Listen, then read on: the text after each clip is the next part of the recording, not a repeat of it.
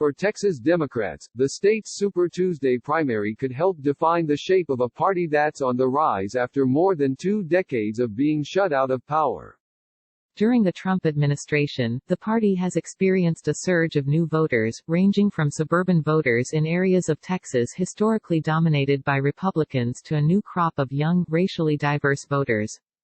With so many changes, it's really hard to predict virtually anything, said Brandon Rottinghaus, a political science professor at the University of Houston. But Super Tuesday, and how progressive the winning candidate is, could be a first look at where the party is headed. All Democrats agree that they want to turn Texas blue, but exactly what shade of blue is still in question, Rottinghaus said. Here's a few of the shifts happening in the state and trends to watch as Texans cast their ballots during the March 3 primary. 1. Texas's overall population has exploded. In the past decade, Texas has been home to many of the country's fastest-growing cities. While population growth has slowed across the U.S., in Texas there's been a consistent growth. According to the U.S. Census Bureau, in the period from mid-2018 to mid-2019, Texas grew by 367,000, bringing the state's total population to almost 29 million. A significant part of the state's growth has been domestic migration, people moving to Texas from other states. Most of the people moving to the Lone Star State have been coming from Democratic-leaning states, including California, New York and Illinois. Many are also moving from Florida, which is evenly divided between Democrats and Republicans.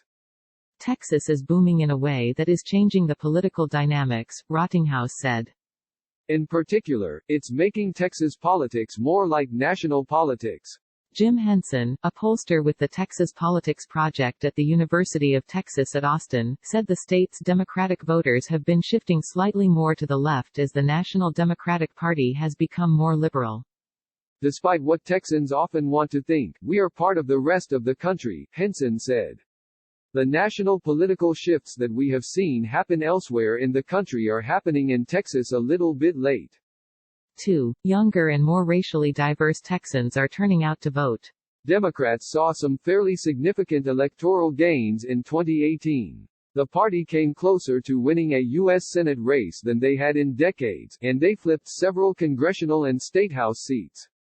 During the 2018 midterm elections, there was a huge surge in turnout in Texas, which has long had one of the lowest voter participation rates in the nation.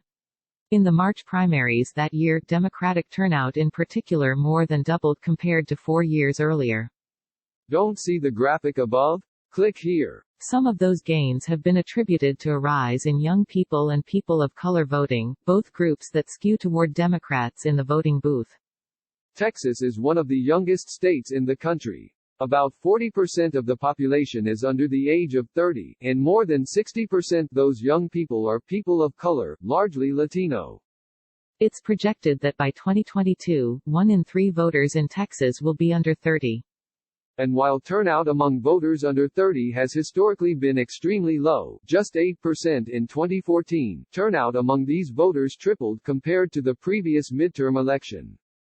Don't see the graphic above? Click here. The midterm electorate in 2018 was also more racially diverse than in past, with turnout among Black and Latinx Texans significantly higher.